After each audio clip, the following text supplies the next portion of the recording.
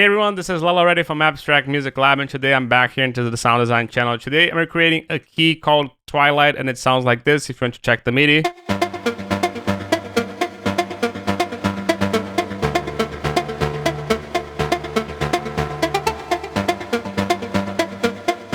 Now in context with a little bit of shaper box, a little bit of sidechain.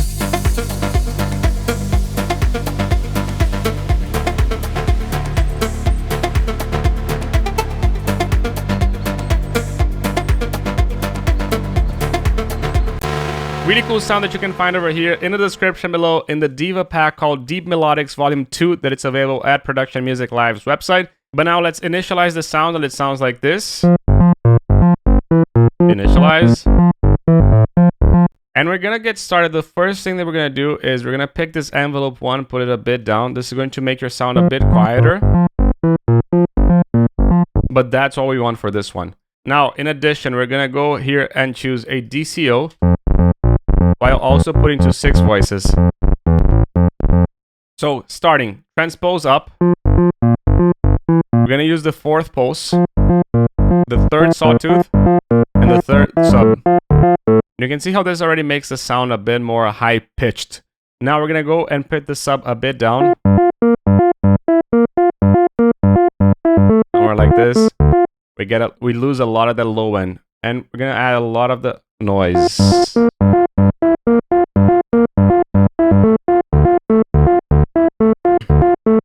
In addition, we're going to change the pulse width. You can see how this makes the pulse width bigger.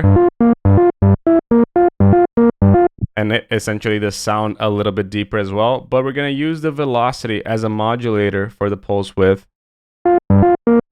So higher velocities are going to have a higher sound as well. Now, in addition, we're going to go into the high pass filter pre.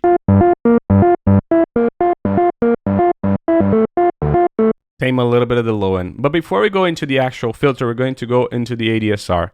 Let's go here and analog envelope 1. Sustain all the way down. Decay down as well. A little bit of attack, so you can see it's like a whoom, whoom, whoom, whoom, whoom, whoom, whoom. Awesome. Now, in addition, we're going to activate the velocity.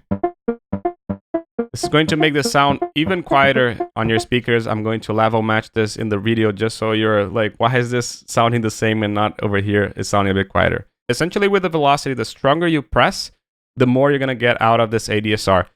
Think about the velocity like we're using as a dry wet of this ADSR-ish. Now, keyboard tracking, in addition to that, this is going to make the higher notes that you press have a shorter ADSR, essentially. Okay, now we're going to go into the filter because we're losing a little bit of volume. A bit more cutoff, 12 dB, and keyboard tracking here. So now the higher notes that we press are also going to have a higher cutoff as well. Keyboard tracking, resonance, we're going to raise it a little bit. And now the big push is going to come here with envelope 2.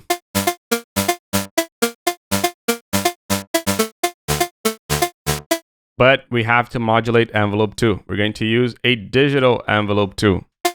And we're going to activate the C. Essentially, this makes the curve a little bit smoother. This changes the curvature of the ADSR. So instead of being a shape like this, it becomes a little bit more like this.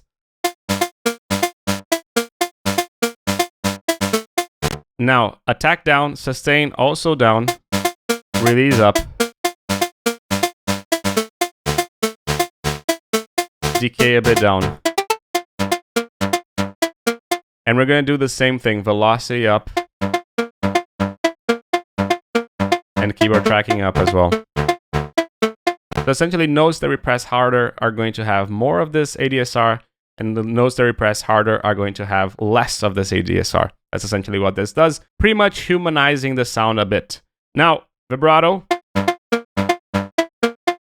we don't hear a thing because we have to go and pick this depth mod, put it all the way down. Now we hear something, so let's put the vibrato a bit down. We're going to put the rate to 132 And we're gonna increase this a little bit. So this is not exactly 132, it's a little bit ahead of 132.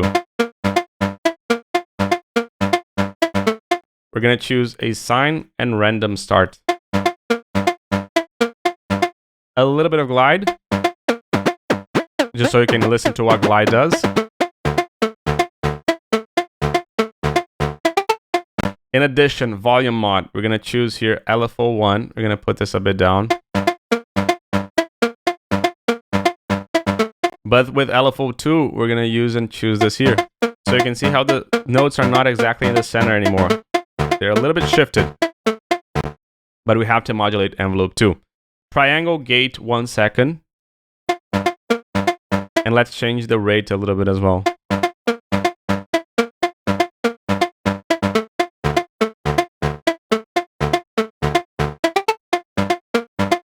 In addition to that, we're gonna go to modifications. Feedback, we're gonna go and choose velocity.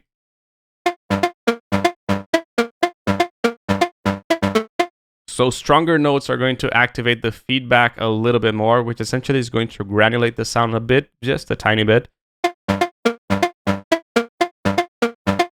And let's go into trimmers. Now, can you see how the notes play different oscillators? We're gonna just randomize everything. Just up to the 6th, and randomize over here as well. Completely random. There's no need to be exactly precise on the numbers that I'm getting, but if you want to get the exact numbers I'm getting, you can just choose them over here. Good. What is this doing? This is essentially making the sound not the same for every note.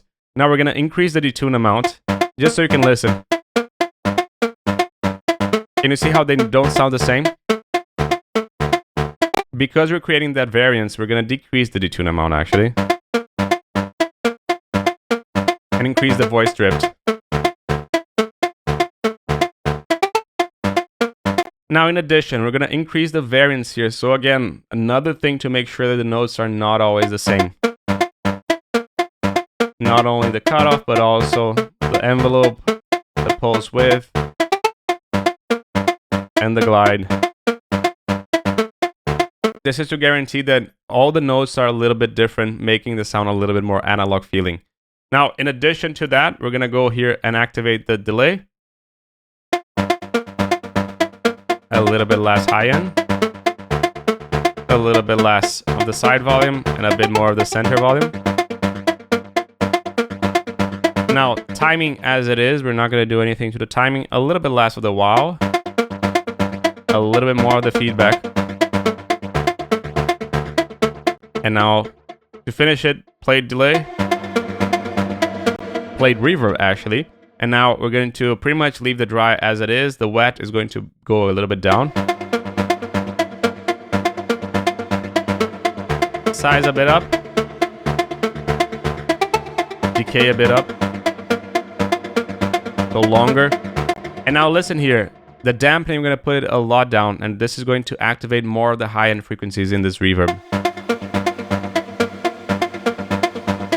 We're also going to put the diffusion a bit down, and this is going to crack a little bit the reverb. Instead of being a smooth reverb tail, it's going to be more of like a cracked reverb tail.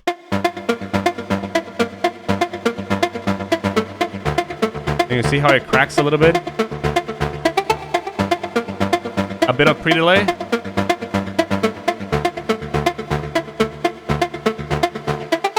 And that's it. Now, if you want to listen to this in context with sidechain, a little bit of the sidechain just so you can listen.